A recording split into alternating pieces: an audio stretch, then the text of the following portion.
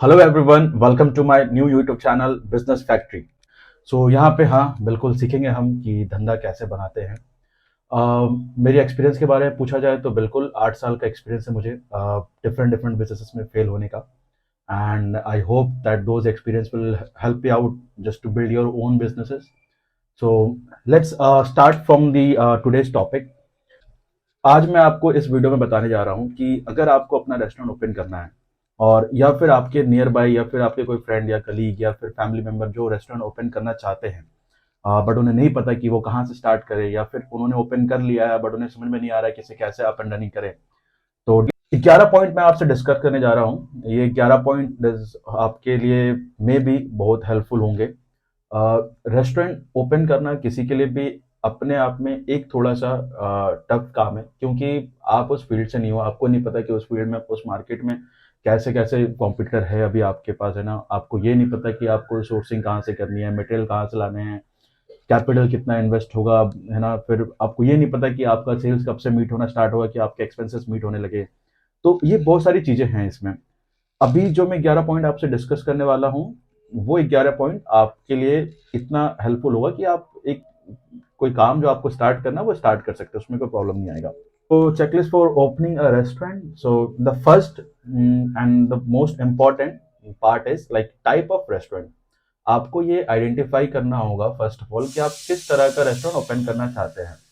क्या आप dining open करना चाहते हैं, या टेक अवे देना चाहते हैं, या फिर टेक अवे एंड डिलीवरी, या फिर कोई क्लाउड किचन जहाँ पे आप स्विगी जोमेटो और भी बहुत सारे ऑनलाइन जो फूड डिलीवरी ऐप है उनसे टाइप करके आप बिजनेस करना चाहते हैं, या फिर आप कोई फूड ट्रक ओपन करना चाहते हैं, या फिर आप जस्ट रोड साइड ढाबा या फिर कोई ऐसा रेडी लगाना चाहते हैं। अभी जो सबसे ज्यादा मोस्ट मतलब चल रहा है, जो कि कम कैपिटल में मतलब आप कहीं से भी बैठे के चालू कर सकते हैं, इवन अपने घर से कर सकते हैं, वो है क्लाउड किचन। थोड़ा अपग्रेड करते हैं अपने आप को तो आप take away and delivery, and then अगर आपके पास बहुत पैसा है और आपको अच्छा एक्सपीरियंस है, या फिर आपके पास ऐसा कोई है जिसके पास बहुत अच्छा एक्सपीरियंस है इस फील्ड का, तो आप डाइनिंग ओपन कर सकते हैं। Anyone who doesn't have the background of restaurant का और फूड बिजनेस का, मैं सजेस्ट करूंगा कि आप स्टार्टिंग में डाइनिंग नहीं करें। स्टार्ट करें किसी भी छोटे आउटलेट से। आप चाहे तो टेक अवे डिलीवरी ओपन कीजिए, आप चाहे तो क्लाउड किचन ओपन कीजिए, या तो फूड ट्रक ओपन कीजिए, बेस्ट ऑप्शन है। उसके बाद आते हैं हमें हम लोग जो सेकंड पॉइंट है वो है टाइप्स ऑफ फूड। सो इसमें आपको ये डिसाइड करना होगा कि आप क्या सर्व करने वाले हो, राइट। अगर आप डाइनिंग कर रहे हो या फिर आप टेक अवे डिलीवरी कर रहे हो, ठीक है, तो आपका फूड टाइप क्या होगा। या आप क्या सिर्फ इटालियन देना चाहते हो, या फिर नॉर्थ इंडियन, या फिर साउथ इंडियन, या फिर आपको हेल्दी मील का एक पूरा का पूरा वो करना है, या फिर आप वीगन फूड सर्व करना चाहते हो सिर्फ, है ना। तो ये आपके माइंड में बहुत क्लियर होना चाहिए। ये इसलिए क्लियर होना चाहिए क्योंकि आप जब इनिशियली कुछ भी चीज स्टार्ट करते हो ना, उस पे आप हर आइटम नहीं सेल कर सकते हो, क्योंकि आपको सिर्फ मेन्यू में डालने से नहीं होगा। आपको उस जो भी आपने मेन्यू में डाला है, हर वो आइटम में जो जो इंग्रेडिएंट्स लग रहे हैं आपको, और जो जो उसमें सामान लग रहा है, आपको सब मेंटेन करना होगा, and that is actually challenging. Because उसमें क्या होता है ना, सपोज आपको एक एक आपने नॉर्थ इंडियन डिश लिया, ठीक है, और एक आपने टोटली इटालियन डिश लिया, तो दोनों का जो इंग्रेडिएंट्स होगा वो टोटली डिफरेंट होगा। समझ रहे हो। अभी क्या है ना कि आप नॉर्थ इंडियन डिश जो आपने लिया है ना, उसके लिए जो आप इंग्रेडिएंट लोगे, जो उस रेसिपी में जो भी चीजें लग रही है वो लोगे, तो उससे आप और 10 तरह के नॉर्थ इंडियन डिशेस बना सकते हो, राइट। बट उससे आप इटालियन डिशेस नहीं बना सकते। हो सकता है उसमें जो इंग्रेडिएंट्स लग रहे हैं उसमें से थोड़े इंग्रेडिएंट्स ही आपके काम आने वाले हैं इटालियन डिशेस में, एंड सेम वाइस वर्सा। सो मेरे लिए बेस्ट, मैं ये सजेस्ट करूंगा कि आप एक कोई एक पर्टिकुलर आइटम सेलेक्ट कीजिए। जैसे कि आप डोमिनोज को देखिए, वो शुरू से उन्होंने पूरा बिजनेस अपना पिज्जा के ऊपर एक्सपेंड किया। अभी वो pizza pasta and pizza burger and lots of thing they have introduced, but that is not going to like that is not their identity, right. what they are famous for, they are famous for pizza. Same goes with burger, like if you will see the Burger King or like Burger Farm, अगर आप बाहर के brands को उठाते हो तो KFC, right. So KFC is basically famous for their chicken, like fried chicken.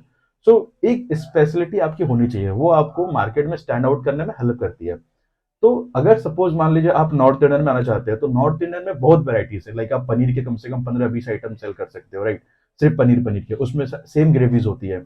Same अगर आप मान लीजिए कुछ नॉनवेज आइटम सेल करना चाहते हो, तो उसमें भी आपका सेम है। लाइक बहुत सारा एक ग्रेवी के ऊपर आप बहुत सारे नॉनवेज आइटम बना सकते हो, ठीक है। बट आपको ये देखना है कि कम से कम इंग्रेडिएंट्स ले करके आप मैक्सिमम कितना आइटम प्रिपेयर कर सकते हो।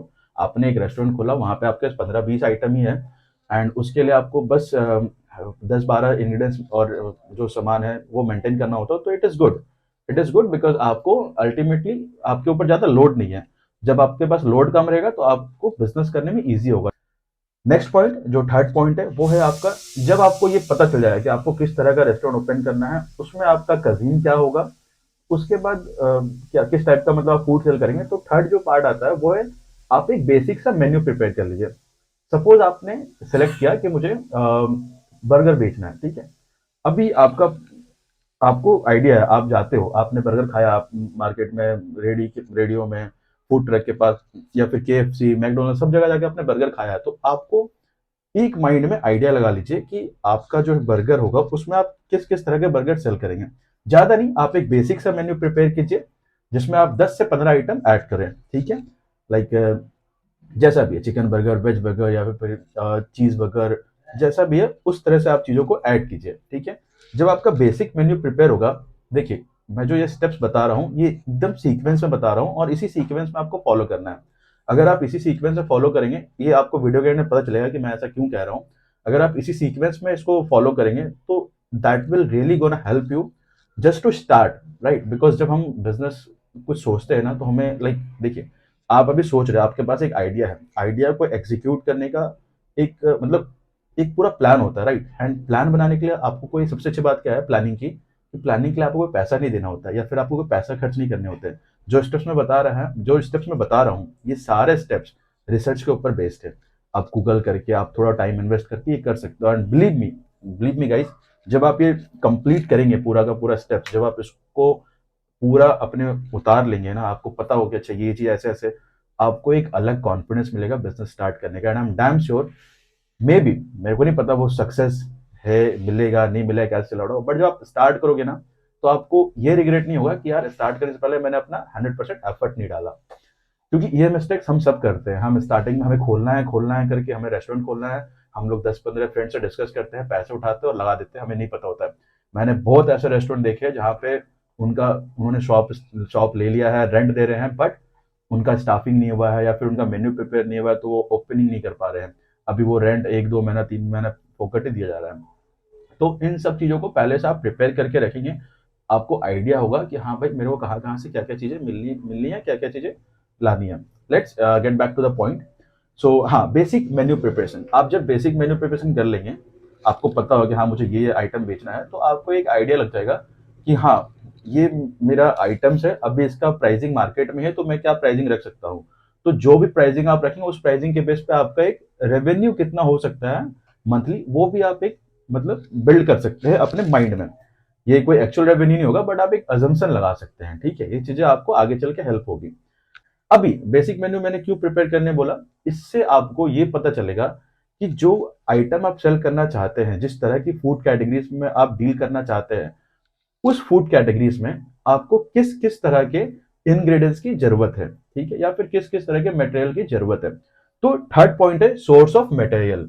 जब आपका बेसिक मेन्यू प्रिपेयर हो जाएगा, आपको पता होगा कि आपको ये आइटम लग सकता है, तो आप इसके सोर्सिंग के बारे में पता कर सकते हैं।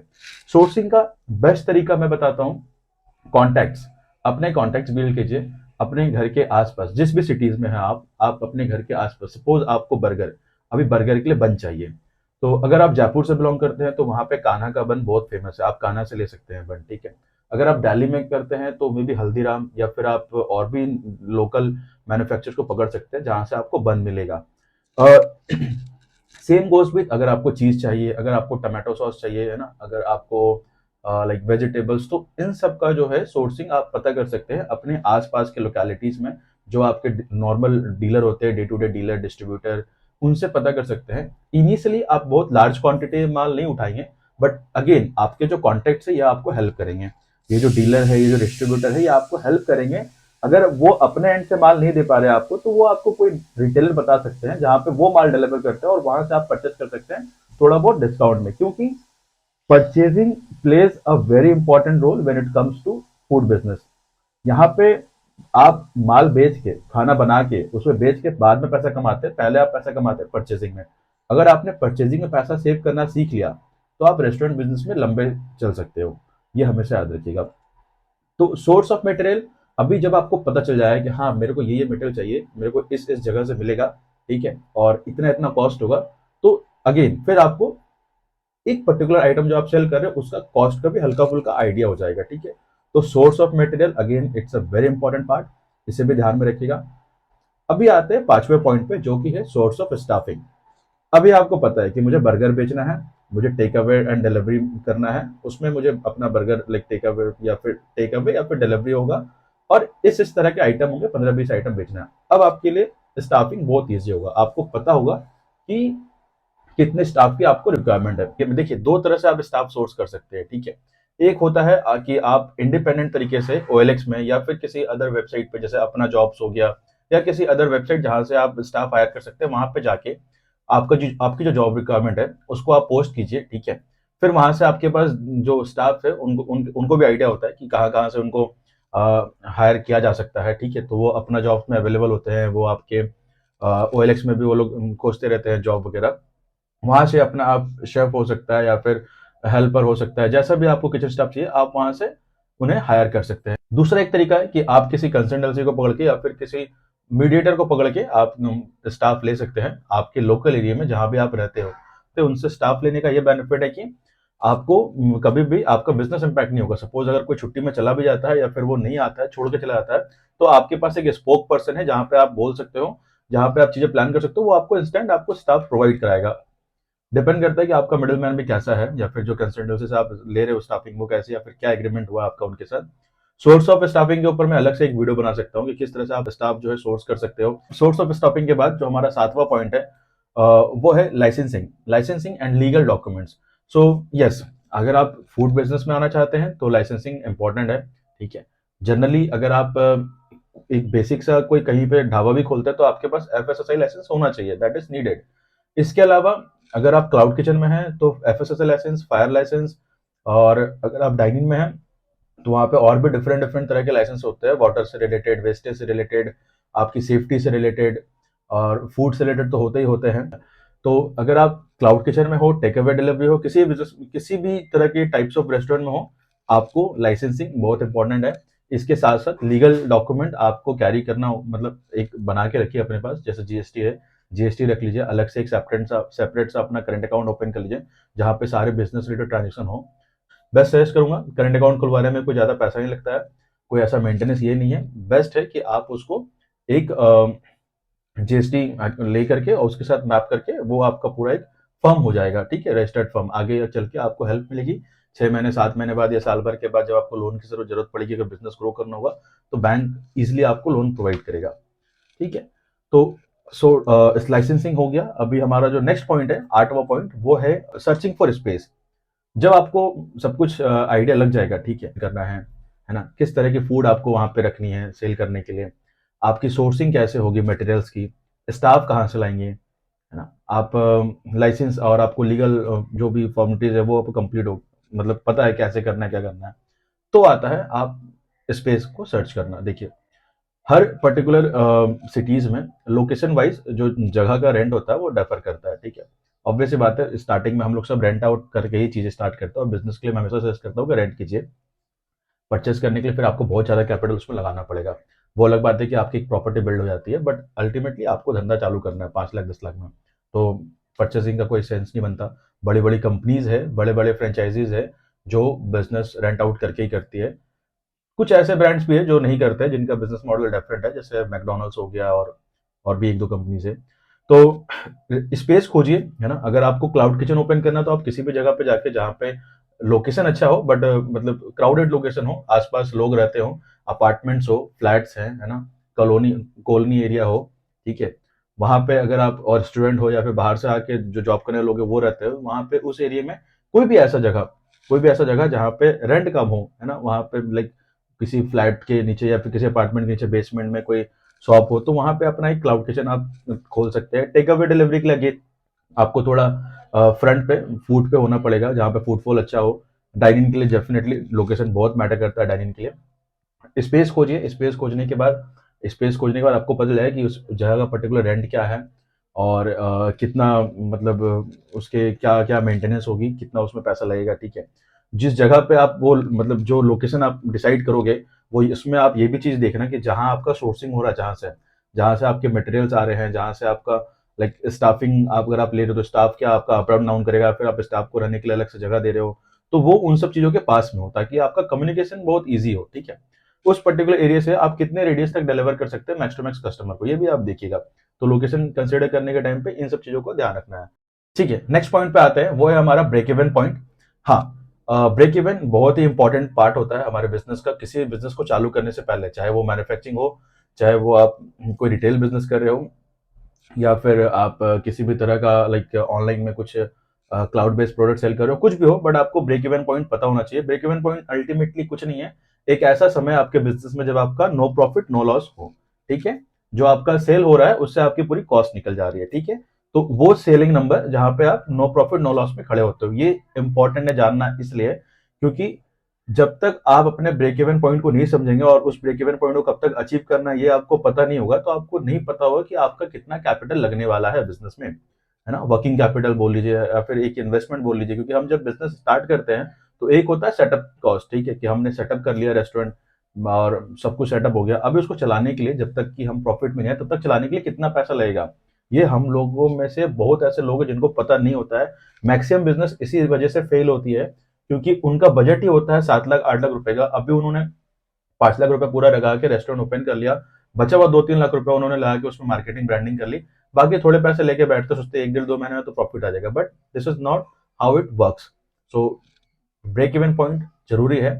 उसके लिए आपको कुछ ज्यादा नहीं करना होगा, मैंने डिस्क्रिप्शन में, वीडियो के डिस्क्रिप्शन में एक लिंक डाला है, गूगल शीट का लिंक है, उस पर आप जा करके आप सेलिंग, आप जो अपना कॉस्ट है वो एंटर कीजिए, ठीक है, अपना कॉस्ट पुट कीजिए, आपको ब्रेक इवन पॉइंट दिख जाएगा, ठीक है। ब्रेक इवन पॉइंट निकालने के बाद आते हैं हम लोग नेक्स्ट पॉइंट पे, जो कि है स्वॉट एनालिसिस। स्वॉट SWOT, कुछ ज्यादा टेक्निकल नहीं जाना है, सिंपल है। बड़े बड़े बिजनेसेस जो है, बड़े बड़े कॉर्पोरेट्स हैं, ये ऐसे एनालिसिस करते हैं, बट हमें क्या करना है, हमें जस्ट अपनी स्ट्रेंथ वीकनेस अपॉर्चुनिटी और थ्रेट देखना है, ठीक है।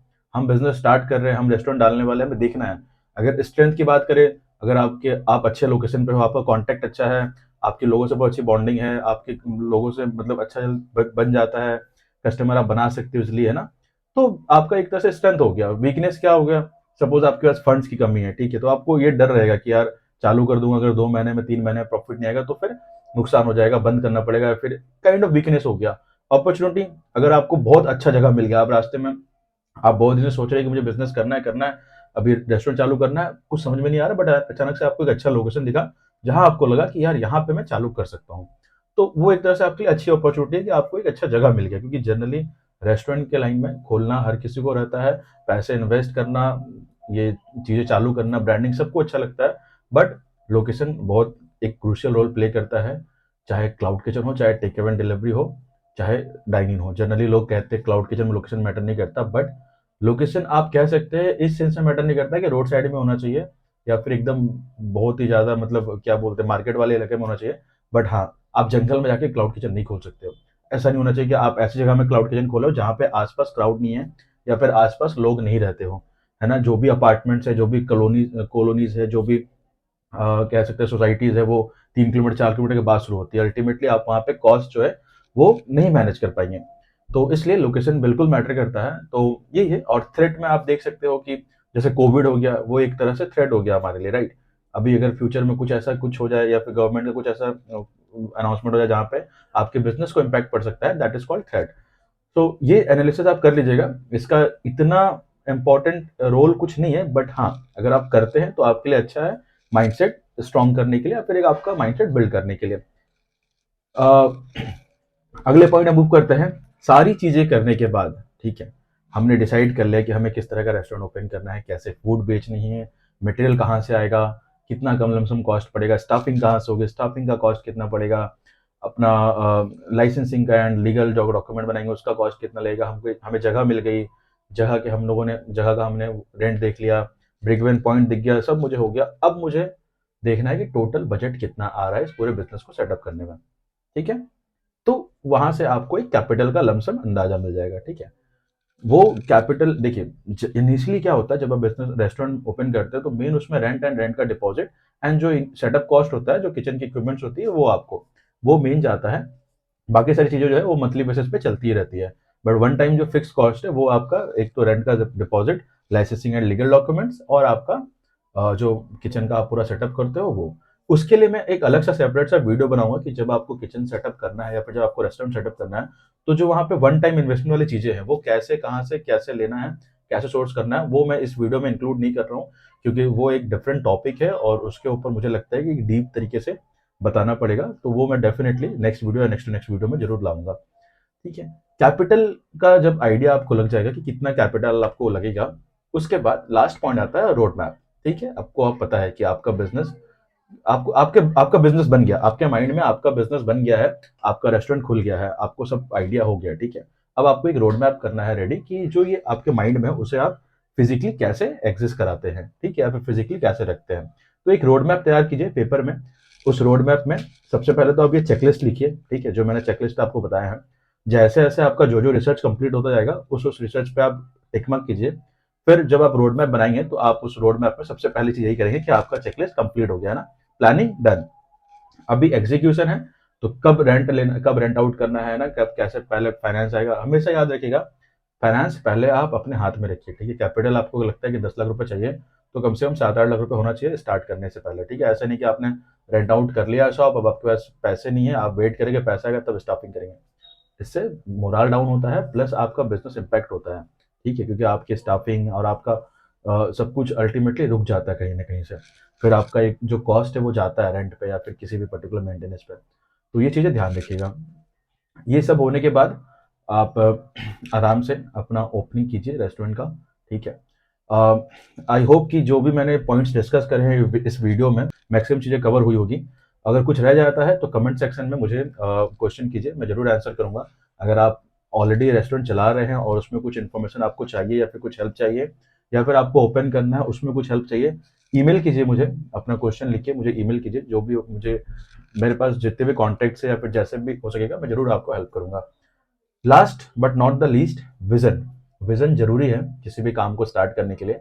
अगर नहीं है विजन तो कोई बात नहीं, काम स्टार्ट कीजिए, काम करते करते विजन आ जाएगा, ऐसा भी कुछ नहीं है। बट एक होना जरूरी है ताकि आपको पता रहे कि आपको क्या करना है। मास लेवल पे बिजनेस बनाना है, सिर्फ स्टेट लेवल पे रहना है, अपने गली मोहल्ले में फेमस होना है, ये चीजें आपको पता रहेंगी। ठीक है, आज के लिए इतना ही, फिर मिलेंगे अगले वीडियो पे। Thank you very much. My name is Omkar Thakur, that was my time. Thank you. जय हिंद, जय भारत।